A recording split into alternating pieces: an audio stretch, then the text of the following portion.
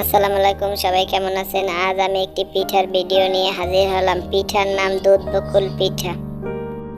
এই পিঠা বানানোর জন্য প্রথমে একটি মশলা তৈরি করে নিতে হবে। মশলা নিয়ে নিলাম 2 কাপ নারকেল ও 1 কাপ চিনি, সাথে একটু ফুড কালার দিয়ে কালার করে নিলাম। সবগুলোকে একটি চুলায় জাল করে নিয়ে একটি মশলা তৈরি করে নিলাম। চুলা থেকে নামিয়ে হাতের সাহায্যে শেপ করে এভাবে ছোট্ট ছোট্ট লেচি বানিয়ে নিলাম। মশলাগুলোকে এক সাইডে রেখে অন্য একটি পাত্রে নিয়ে নিলাম 1 কাপ চালের গুঁড়ো ও 1 কাপ আটা, দিয়ে দিলাম স্বাদ মতো লবণ।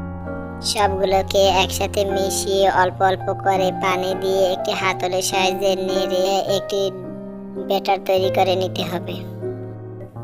ব্যাটারটি এমনভাবে তৈরি করে নিতে হবে যাতে কোনো দানা ভাব না থাকে। ব্যাটারটি একটি সাইডে রেখে একটি ফ্রাই প্যানে তেল দিয়ে গরম করে নিয়ে নিলাম।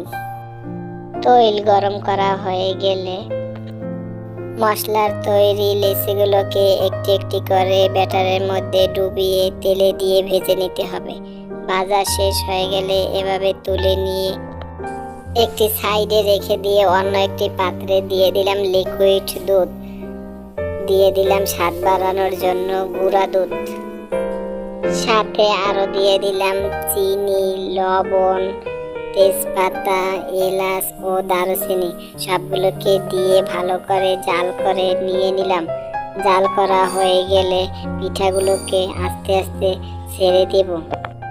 পিঠাগুলোকে ছেড়ে দিয়ে 10 মিনিট লো হিটে জাল করে নিয়ে নিলাম। লো হিটে জাল করে চুলা থেকে নামিয়ে এভাবে পরিবেশন করে নিতে হবে। ব্যাস, হয়ে গেল দুধ বকুল পিঠা বানানো।